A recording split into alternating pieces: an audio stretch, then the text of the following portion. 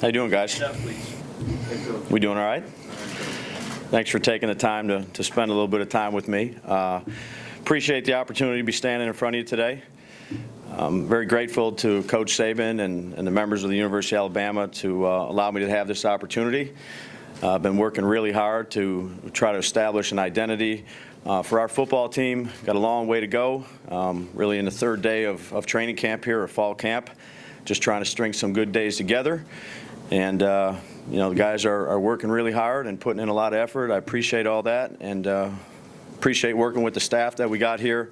A bunch of good guys that work extremely hard, been very helpful for me, and hopefully we work well together and take it one day at a time and try to improve the best we can. So with that, I'll open it up to questions. Again, appreciate the time to take care. If you guys could say your names so I could start learning some of you guys' names, that'd be great before you ask the question. We'll start up front here with Ryan. Hey, good morning. Ryan Fowler here in Tuscaloosa. Can you talk about your offensive philosophy and also address maybe some similarities between Bill Belichick and Nick Saban? Yeah, well, we have a ton of different plays that we can run offensively, and what you try to do as a coach is you try to put the players in position to be successful. Ultimately, Coach Saban is the head football coach, but we have a variety of different plays, both runs and passes, and we're implementing new plays every day. We have a whole new package going in today, quite a bit of plays, throwing a lot at these guys. You try to be aggressive as an offensive guy. You try to take away the strengths of a defense and really the strengths of your offense you want to go try to expose the defense with. In terms of Bill and Coach Saban, obviously they've worked together in Cleveland, got a lot of respect for both of them, learned a great deal probably from those two men more than anybody else in this profession. Detailed, organized, demanding, expect you to do it the right way. There's no excuses to be made. You have a job to do, you go do it. Our mantra is do your job. And that's what everyone in the organization has to do is do their job. I can't play offensive line, although I might look like it right now. And they can't do our job. So everybody's got a job to do. Great leader, demanding, tough. Really appreciate the opportunity. Had some good experience with him at Michigan State as a graduate assistant, and he's a great guy to work for. Come back down to the front with Tony. Blue. Tony Sakalas, Bama Insider. How you doing? How's it going? What have you found the biggest difference between the college and the pro game? Well, there's some time requirements there that you can't maybe meet as much, but again, the philosophy of the organization and the structure and the detail that Coach Saban provides for us is very similar to the system that I came from. Coaching fundamentals is coaching fundamentals. So whether you're coaching, a 30-year-old man or an 18-year-old young man, 19-year-old young man, you still got to coach the fundamentals and make sure they do it properly. And those don't change based on age. Leverage, hand placement, pad level, route detail, reads, footwork. Those are all the same. Whether you're coaching in professional football or you're coaching here, your job as a coach is to show them how to do it. And really accept no excuses. Demand they do it the right way, and then just if they mess it up or it's not exactly the way you want it, you got to get it fixed. Go on the back with Matt. Raise your hand. Matt Zenitz with AL.com. So Jalen at one point described what you guys are doing as kind of a combination of what the offense has been successful doing in the past with you implementing some different things that you've been successful with and that the Patriots were successful with when you were there. Hey, how would you describe kind of what the approach is offensively, and is that a good way to sum up just what the approach and philosophy is? Yeah, we're going to you hope that every good coaching staff tries to do what their players do best. So there's a lot of plays that you can run in offensive football. There was obviously a lot of success here that they've had in the past, and Coach Saban has had, for the last 10, 11 years he's been here. It'd be foolish to just take one offense that you're accustomed to running and try to adapt it to another team that, some of the plays suit, some of the plays don't suit. So your job is to go ahead and mix and match and really find the best results for the guys that you're working with for that particular year. We'll go in the back with Cecil. Hello, Coach. Cecil Hurt from the Tuscaloosa News. In return, could you give us the one definitive pronunciation of your last name? Yeah, so please? it's Daboll. D like table, Daboll. Yep, that's it. I've heard a lot of them. There are several. There's some- One, I guess, difference pro to college, the number of running backs that you'd be working with. Just talk a little bit about the guys that you've got back there and what role there is for Bo, Damien, et cetera. Yeah, well, I think we have an outstanding running back coach in Burton Burns. He does a great job with these guys. He's been here the entire time with Coach Saban. And look, running back is a position that you can't have too many of them. You can find creative ways to try to use them, and everyone will have a role if they earn that role. So there's good players with all 5 of those guys. Really, they've done a good job in spring, and again, we've been out here for 2 days with no pads on right now. So really, it's more of an execution and detail and assignment thing. We'll get into the physical part of it here soon enough, but all the guys are smart. They work really hard. They're well coached. So we find some roles that we can use as we see fit. Go Chandler here. Chandler Rome with the Anniston Star. Brian, where have you seen Jalen? I don't know how much film you watched of him last season, but how much did you watch of him last season? How much has he improved as a passer, both from the spring and now into the fall camp?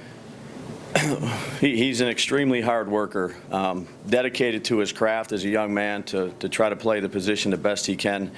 I've watched every piece of film that he's had, whether it's last year or in the spring.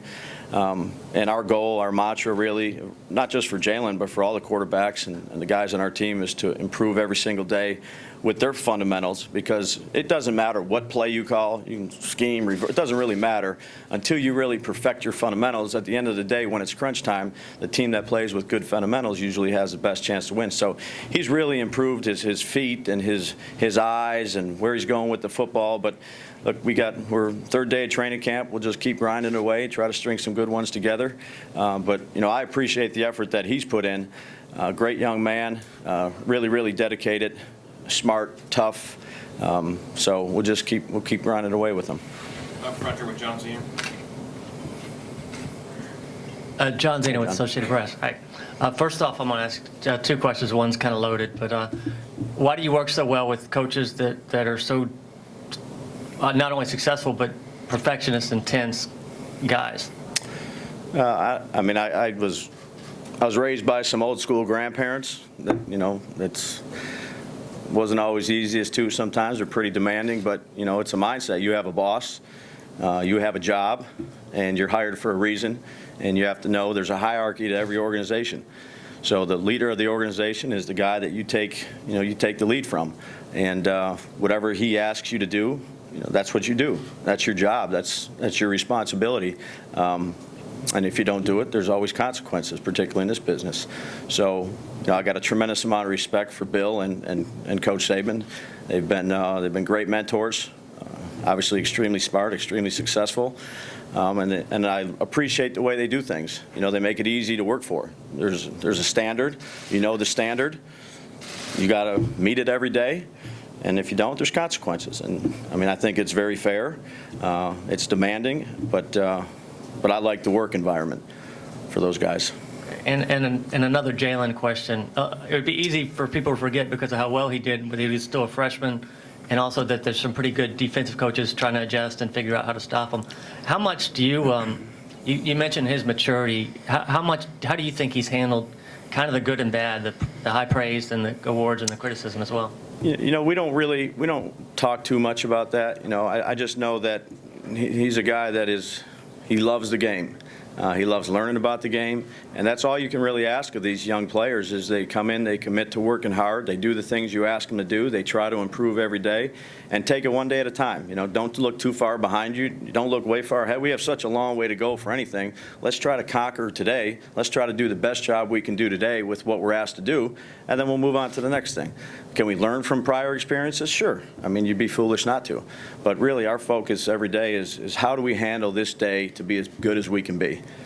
Come back over here to Aaron. Aaron Suttles, Tuscaloosa News. What little bit of practice we get to see? We see you, and you're nearly giving feedback on every rep. Is that something, and a lot of it has been positive from what we hear on the practice field, is that something that you've just evolved or you find players respond to, your positivity? Well, it might not always be positive. You teach them what to do, you show them how to do it, and you accept no excuses. That's how I was raised in this business. So if there's something that's not run properly, you fix it. If it's run the way you want it to run, you give some encouragement. Every play is not going to be perfect, but we got to take care of the big things. The ball security, knowing where to go with the football, understanding our reads. There's a million things you can tell a player on every play. And, there's a lot of things in football. There's so many different plays and verbiages. Make sure you take care of the big things first, and then you work on the little details as you go. So you just, you stay on. That's your job as a coach. Come over here to Michael. Michael Hey, Castrati, Mike. AL.com. You worked with Nick Saban early in his career as a head coach, and now what are some of the biggest differences you've seen in him? That's a great question. There really hasn't. He's a pretty consistent individual. Whether I was a graduate assistant at Michigan State or here, doing this job, I've seen, tremendous consistency, great leadership.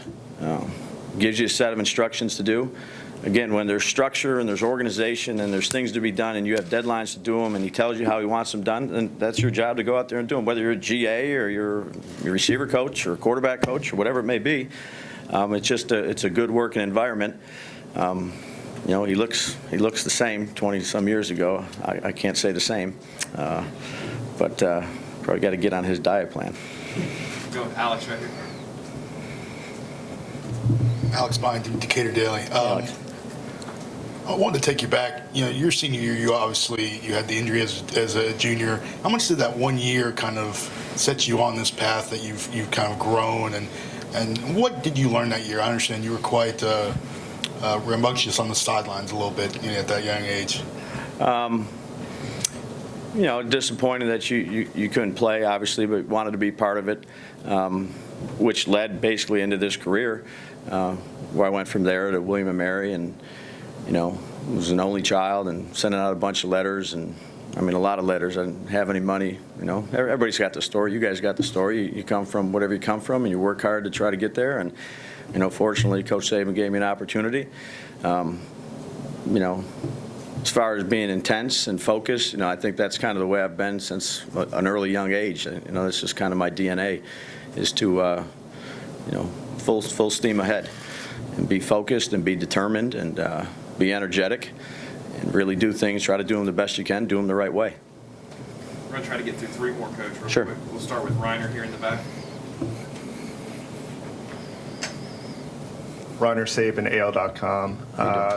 As far as your defensive background, how much do you think that has shaped your offensive philosophy? And number two, New England ran a lot of rub routes and pick plays. Is that something you think can be used effectively at the college level? Yeah, we'll see. We'll see about that. So what was the first thing again? You started talking about football. I got me thinking about some stuff. Yeah.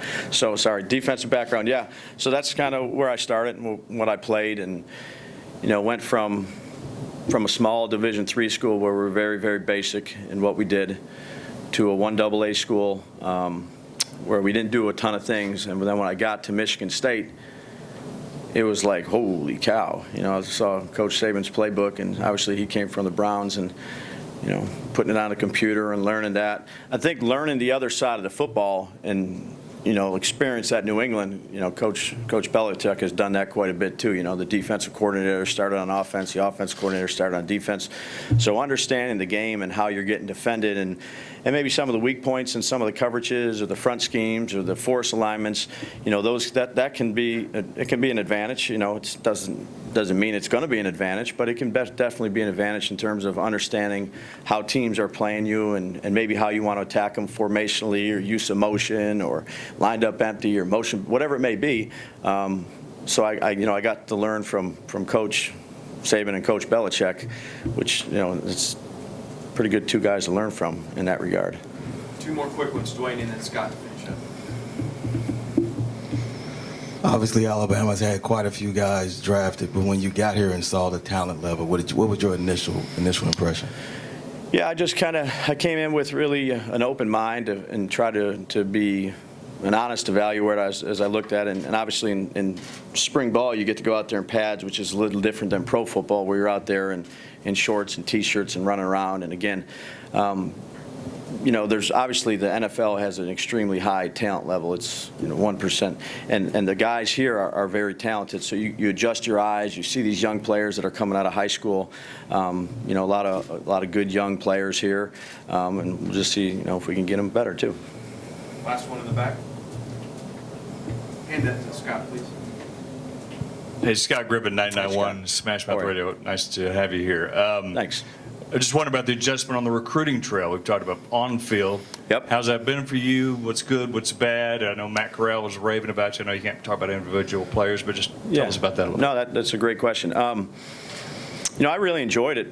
You come in from spring ball and you get out on the road and you get to meet a lot of really good individuals, a lot of really good high school football coaches out there. And, sometimes you get to go out to practice and watch how they operate and pick up some things and develop some relationships with both the coaching staff and the players. Really was an enjoyable time for me to sit down and to do that aspect of it. It's something that I hadn't done. But you try to develop relationships